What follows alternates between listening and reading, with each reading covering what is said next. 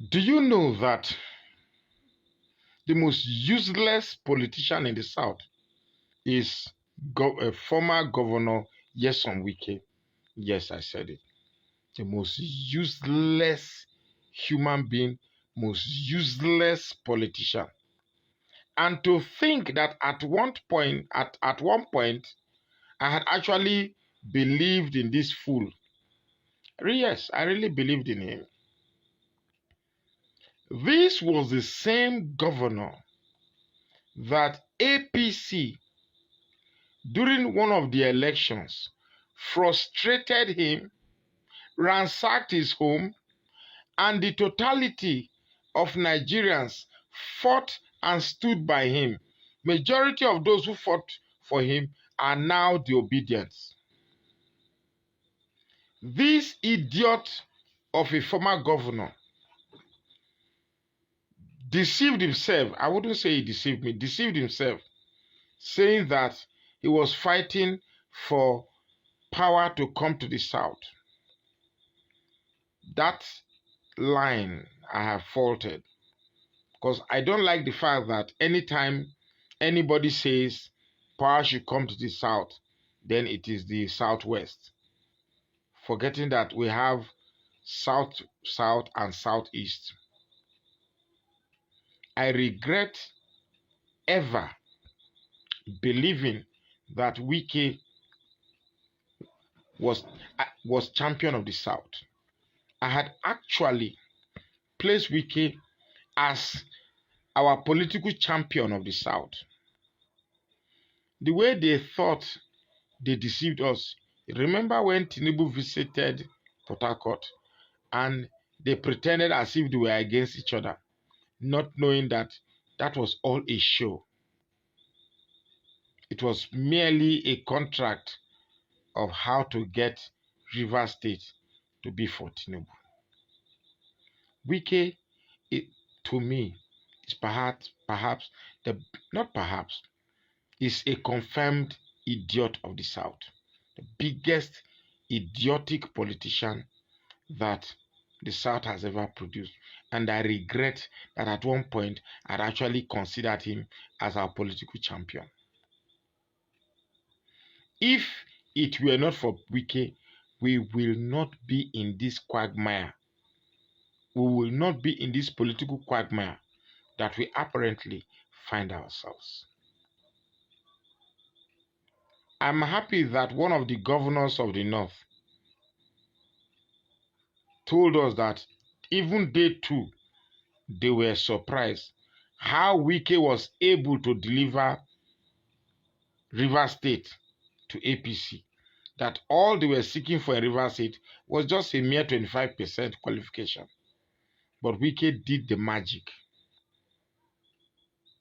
That goes to buttress some of the points that I've made in many of my videos.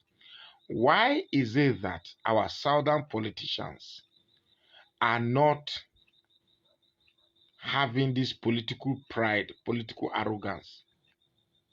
No, you would see that most of our politicians in the South, rather than having that self-political pride and arrogance, they'd rather choose to become subservient to northern cabal, because in their mind, becoming politically relevant will require the assent of the political cabal.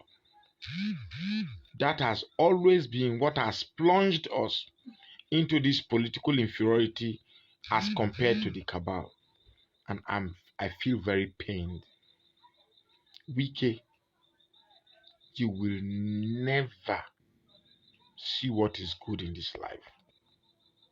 You will never, for betraying the entire South, you will never see what is good in this life. You will drink and drink until people will see that you are sleeping, but not knowing that you have gone to the other side. You will never be anything good. I regret the day I thought You were our champion in the South. Tinubu, a confirmed criminal, a confirmed drug lord, a confirmed master of criminality. You worked to ensure that this man becomes our president. And in just 1 month, Nigerians are gnashing their teeth. Kai. Wike. Wike. Wike. Now 3 times I call you. Kai. To say one is disappointed is to say the least.